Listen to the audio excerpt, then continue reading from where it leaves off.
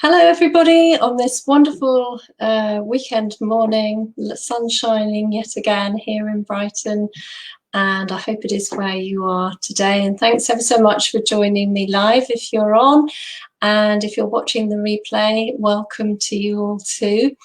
I've just been so happy about the community growing and to answer your questions. A lot of people have been private messaging me their questions following some of the talks that they've watched. And this is day 11 of the series of talks that I've been doing to help boost your confidence and give you tools to boost your immune system and really understand that you can take your power back to be in control of your own health and have the confidence to go out into the world following the lockdown.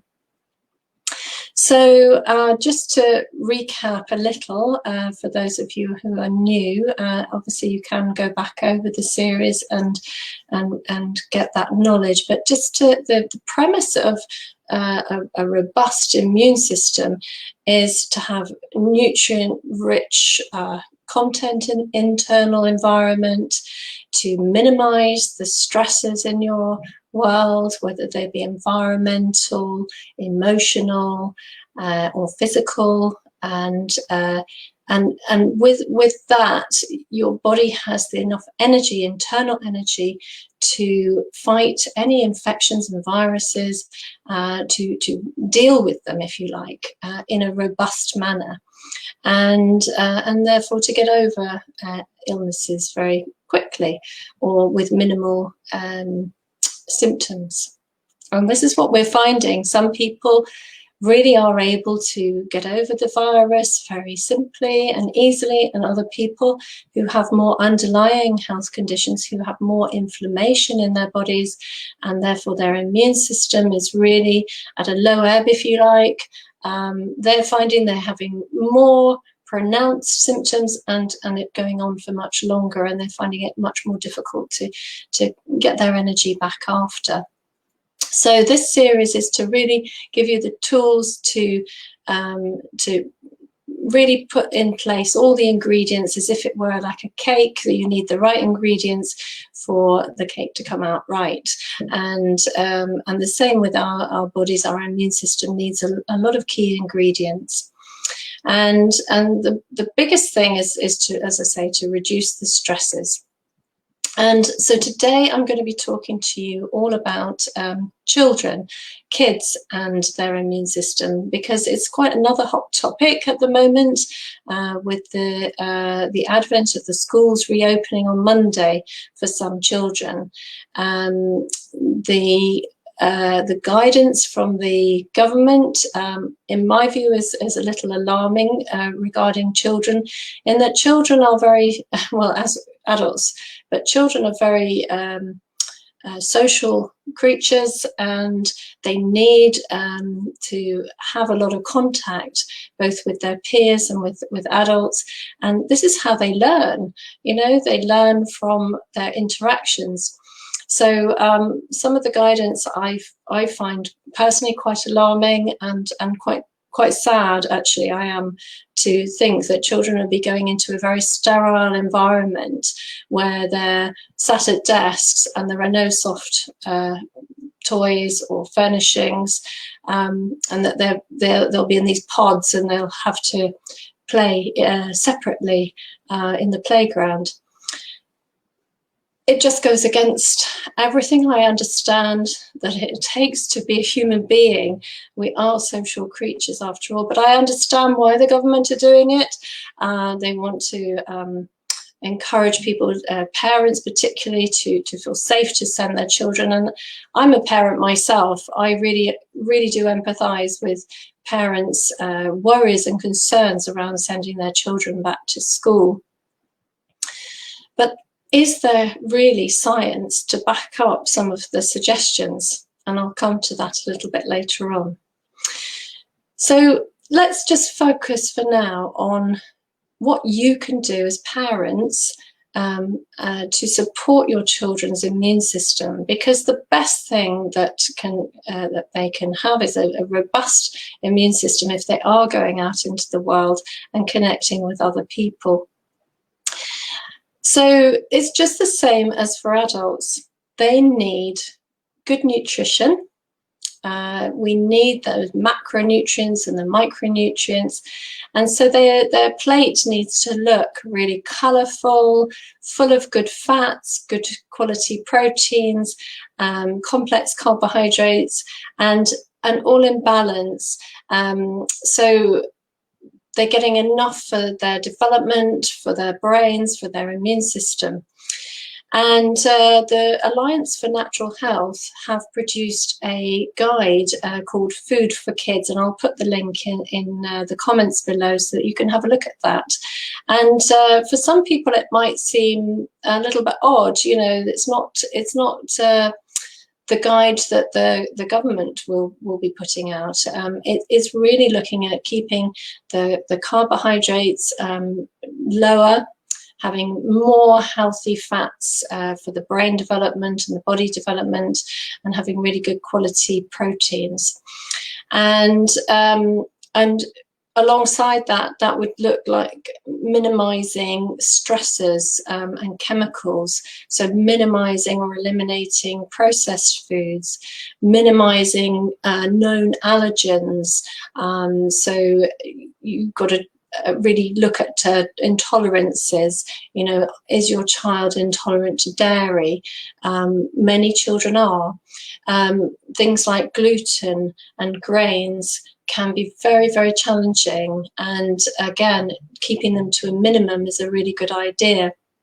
So have a look at that food plate guide to see if there are some tweaks or adjustments that you can make that will improve your child's immune system and health generally. Sugars. We all say we have a sweet tooth, and actually we do, because it's part of our fight-flight, it's part of our need for the energy, the glucose, to make the ATP, the internal cellular energy for our health and well-being. But we wouldn't have had it all the time, and we would have had it in balance with all the flavours. So quite often with children, we miss out giving them experience and exposure early on to the complete array of tastes. So don't forget to add in sour tastes and bitter tastes, because those are vital for our elimination processes, for our liver, and for our gut health, which is where 70% of our immune system lies. So, you know, some of the fermented foods, you know, great for really proliferating the good flora in our gut as well for our immune system. So, like I say, have a little look at that plate, that food plate diagram. Juices and fizzy drinks and this sort of thing, again, usually laden with sugar, high concentrated sugar, really not a good idea. Can really help you know, give blood sugar imbalances and then more cravings for more of those sugary snacky foods. So really try and avoid that. Children also need, just like adults, to have adequate hydration.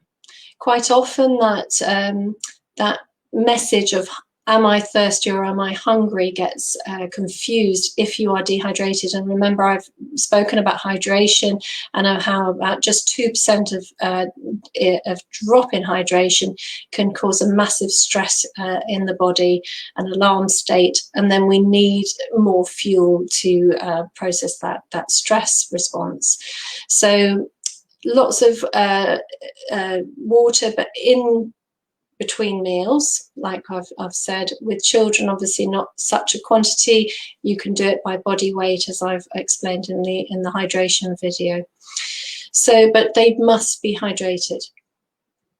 So it's that external environment and the internal environment to look at. So that's, we've looked at the internal environment, and the external environment is just as key to health. And when we're in fear, when we're in stress, and children feed off cues and messages from adults. That's how they learn. So if the adults around them are fearful, then the children will pick up on that, and they will inevitably become more anxious. And you see it with children, they want to be a bit more clingy with you, they, if they feel unsafe in the world, or if you were asking them to do something a little bit outside their comfort zone, that you can feel that they're a bit stressed. They might be angry, or they might be teary, having a meltdown or whatever.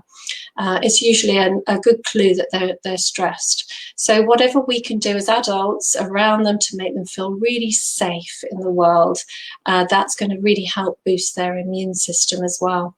And children need to educate their immune system just like adults, and so that happens all the way through childhood by scrubbing around in the dirt and playing games, in the garden, making things with natural things, and getting exposed to a lot of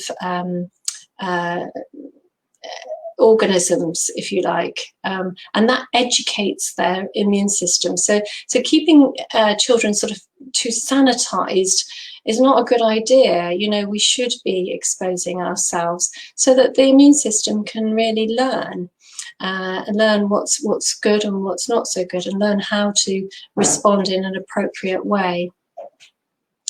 So minimizing those worries and concerns. What I'm concerned about at the moment is I see it when I'm out and about, that children are already being very conditioned to stay away, keep distance, and even amongst their peers, some children, I've heard it over on the beach today, stay away from me, and it's very, very confusing for children.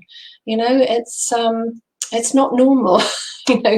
And of course we're in a pandemic, we're in this strange situation, but we've got to make our children feel as safe as we possibly can and encourage their self-confidence.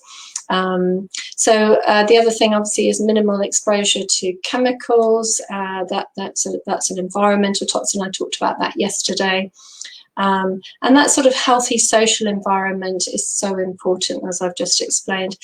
Regular outdoor physical activity is really vital for children's immune system and their health. So if you can get out and about, maybe before the schools are back, just try to encourage that, being outside, being out in nature as much as possible. Really, really great for exposure to the vitamin D, which is so important for our immune system, and just the good clean air and the sunshine. It's really part of health. Also, adequate sleep, really, really important. This is where we rest and repair and regenerate and restore.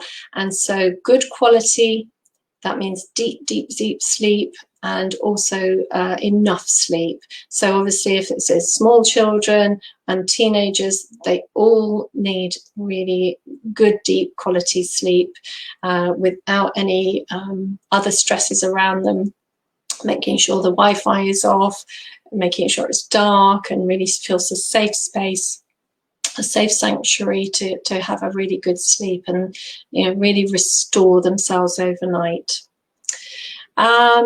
So the other thing that you can do is, for any more micronutrients, you can supplement with children as well.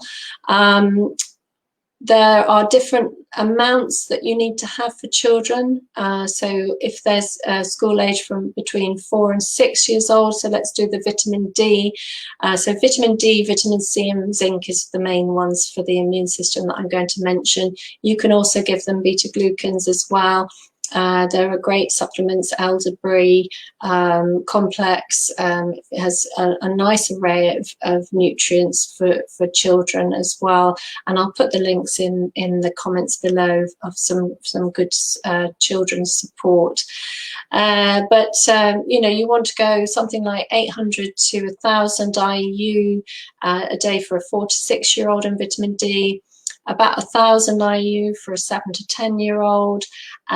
Between 10 and 17 year olds, you want 2,000, and an 18 year old adult or more, 4 or 5,000 IU a day for really good immune support. Vitamin C, the same. You want to stagger it throughout the day, but for 4 to 6 year olds, you could have 2,500 milligrams. Split divided into doses. 7 to 10 year olds, 5,000 milligrams. 10 to 17 year olds, 7,500 milligrams, and 18 year olds and above, 10,000 milligrams. So it sounds quite a lot, doesn't it? But actually, if you want to really be thinking about preventative and really boosting children before they go back to school, it's a really good idea to get a lot of vitamin C in. And along with that, you need zinc. And so zinc, again, would be 10 milligrams for 4 to 6 year olds, and also for 7 to 10 year olds, 15 milligrams for 10 to 17 year olds, and 25 milligrams for adults. And so again, I'll put some links in below.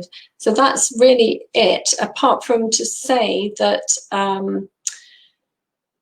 the social distancing, like I said, it's a little bit of a controversial one, because as adults we've been told to social distance, but the science really isn't there to support the concept of social distancing for children in schools. If you look at other countries that have actually not closed schools, like Sweden, their incidence of children getting the virus is no more than countries like ourselves, where we have closed the schools. So I mean, it's not for us to say what the schools are doing. The government is commenting on that, but I just want to encourage parents to have the confidence in their children being at school, and to fill in the gaps if you need to. If the schools are setting themselves up as they've been advised to do, then try to encourage that safety around that situation, and explain to them it's just for a short while, or whatever you want to explain to your children, but to encourage them that this is not a usual situation. Children really do understand a lot more than we give them credit for, and they pick up on these clues.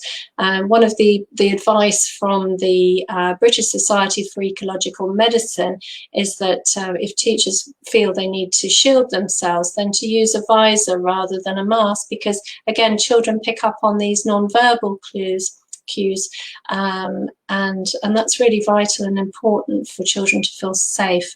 And the more they feel safe, the less they feel anxious, the less they're stressed, the better their immune system and their immune response will be. So it's a balancing act, but I encourage you as parents or teachers to look into the details. I'll put the links to the Alliance for Natural Health articles that they've produced recently to give some more guidance from a more natural nutrition and environmental perspective, based on science, based on all the available evidence, just to give a different perspective perhaps to you. So thank you very much for listening today. Please do continue to share and invite people to the Nutrition and Healing group. I also do have the videos uploaded onto YouTube on my Nick Energy YouTube channel for people that aren't on Facebook. I shall be giving myself a day's rest tomorrow, so on Monday I will be back, and I'm going to be talking about confidence, self-confidence, and rebuilding self-confidence in going out in the outside world. I've had a number of people contact me to say, you know, I don't feel like I've got the self-confidence that I had pre-lockdown. So we're going to be talking about that. So I hope you'll join me then, and I hope you have a lovely, lovely time in the sun this weekend. And if you're looking on replay, I hope that you enjoyed yourself too. Bye for now.